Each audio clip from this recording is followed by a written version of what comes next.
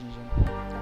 अगर मैं search and optimisation को 2 पार्ट्स में ब्रेक करता हूँ तो मुझे 2 वर्ड्स मिलेंगे, पहला सर्च एंड और दूसरा ऑप्टिमाइजेशन। ये तो क्लियर है, एसईओ सर्च एंड पर बेस्ड है। अगर हमें एसईओ सीखना है तो ये ज़रूरी है कि हमें पहले सर्च एंड उसकी वर्किंग के बारे में जानना ज़रूरी है। तो देखते हैं। Search engine is a software system that is designed to search and information on the world wide web. Google, Yahoo, Bing are most used search engines, and estimated 70 to 80% internet users use Google as search engine, and 30 to 20% internet users use other search engines. Some search engines listed below: Ask, AOL Search, Wow, Webcrawler, MyWeb Search, InfoSpace, Info, Dogpilot, DuckDuckGo, Pleco, Contentco, Alaha। Search engine एक ऐसा software system है जो कि design किया गया है internet पर information को सर्च करने के लिए, जिसमें गूगल, याहू एंड बिंग सबसे ज़्यादा यूज़ लिए जाने वाले सर्च इंजन हैं। और दोस्तों मैं आपको बता दूं कि 70 to 80% internet user search engine के तौर पर गूगल यूज़ लेते हैं, जबकि केवल 30 to 20% internet user other search engine use लेते हैं। अब बात करते हैं सर्च इंजन किस तरह से वर्क करता है। सर्च इंजन में मेन 3 थिंग्स हैं: क्रॉलर, इंडेक्सर, रैंकिंग एल्गोरिथम। चलिए इनके बारे में डिस्कस करते हैं। जैसा कि हम जानते हैं कि इंटरनेट पर हज़ारों वेबसाइट ऑलरेडी लॉन्च है और डेली न्यू वेबसाइट लॉन्च हो रही है।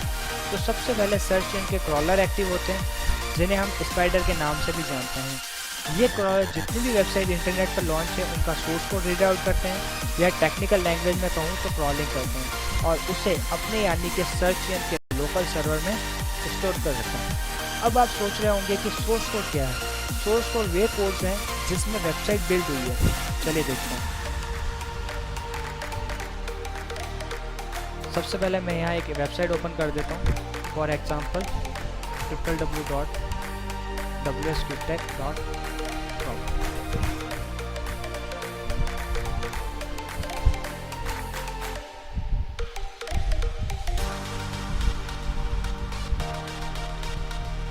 वेबसाइट ओपन हो गई।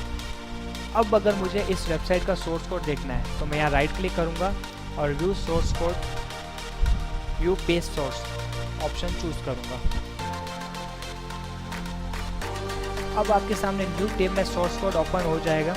अब दोस्तों अगर वेबसाइट में राइट क्लिक डिसेबल हो तो आप कंट्रोल प्लस यू से भी सोर्स कोड देख सकते हैं। ये जो सोर्स कोड आप देख रहे हैं क्रॉलर या स्पाइडर इन्हें रीड आउट करते हैं। और मैं आपको बता दूं कि क्रॉलर सिर्फ और सिर्फ क्रॉलिंग करता है, वेबसाइट में क्या लॉजिक है, क्या कंटेंट है, क्रॉलर को इस बात से कोई फ़र्क नहीं पड़ता। अब वापस स्लाइड्स में मूव करते हैं। क्रॉलिंग के बाद इंडेक्सर का मेन रोल स्टार्ट होता है। इंडेक्सर लोकल सर्वर से डाटा कलेक्ट करके वेबसाइट की इंडेक्सिंग करता है। मान लीजिए स्कूल की वेबसाइट को स्कूल की कैटेगरी में इंडेक्स करेगा, होटल्स की वेबसाइट को होटल की कैटेगरी में इंडेक्स करेगा, वेब डेवलपमेंट कंपनी की वेबसाइट को वेब डेवलपमेंट कंपनी में इंडेक्सिंग करेगा, या ये कहूँ कि प्रॉपर मैनर में अरेंज करेगा। आफ्टर इंडेक्सिंग सारा डाटा मेन सर्वर में स्टोर कर देगा। अब मान लीजिए एक यूज़र आता है, उसने अपनी क्वेरी टाइप की सर्च इंजन पर और ब्राउज़र के थ्रू सेंड कर दी। यूज़र को जो रिजल्ट मिलेगा उस रिजल्ट में वेबसाइट शो होंगी। उन वेबसाइट की रैंकिंग कौन डिसाइड करता है? मान लीजिए कि किस वेबसाइट को टॉप पे होना चाहिए, किस वेबसाइट को बॉटम पे होना चाहिए, किस वेबसाइट को मिडल में होना चाहिए। तो ये कौन डिसाइड करेगा?